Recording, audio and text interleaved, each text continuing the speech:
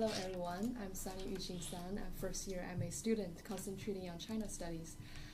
So talking about China, first I want to ask a question to you guys. Can you imagine that one day your government tell you you can only have one child in your entire life? What will be your response? So actually,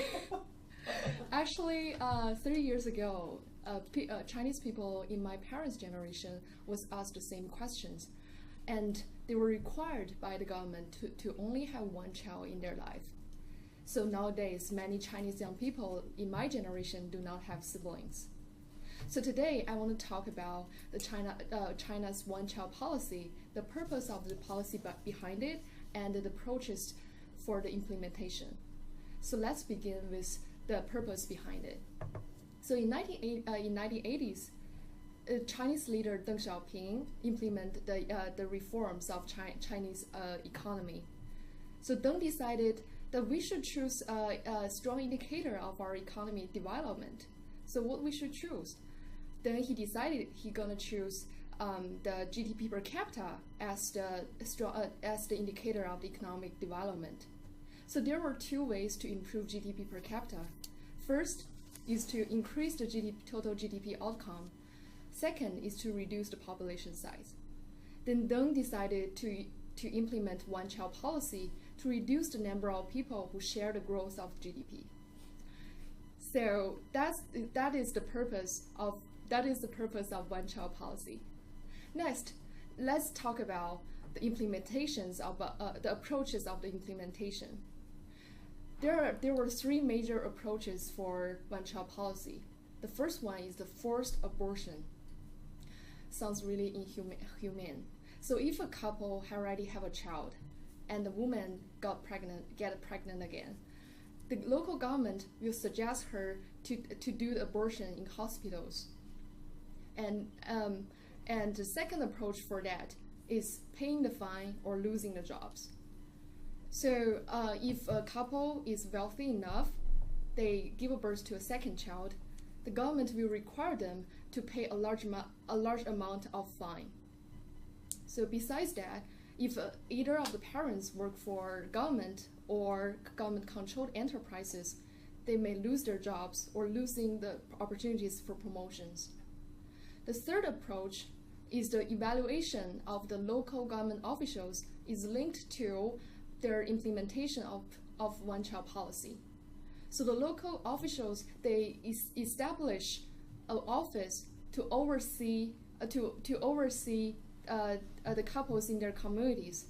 They even know what is the best time for the couple in their communities to take birth control method. So to conclude the topic, we have discussed the purpose of the one-child policy and approaches of the implementations. So thank you for your time for listening, and I'll be happy to take any questions. Hiroshi. Yes.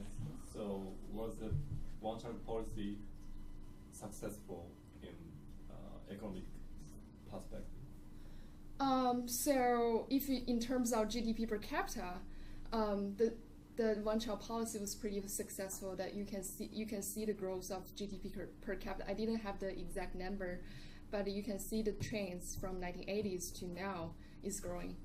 Yeah. But if you talks about like the human rights or that part, I don't think one-child policy was good enough for the human rights. Yeah. Yeah. Thank you. Can I ask one more question? Yeah.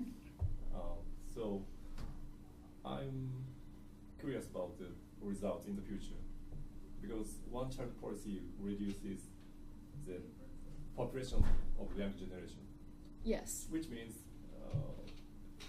the social security in the future will be endangered, because a smaller population must support the larger population, or older population. So what do you mean by like security part?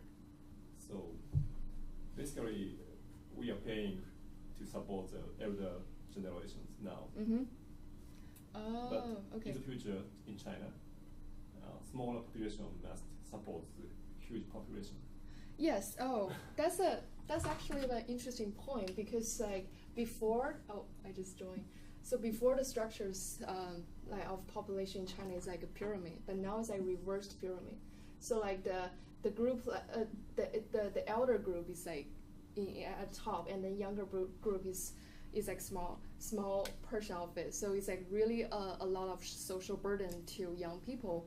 But I think in this in another way, because I feel like with the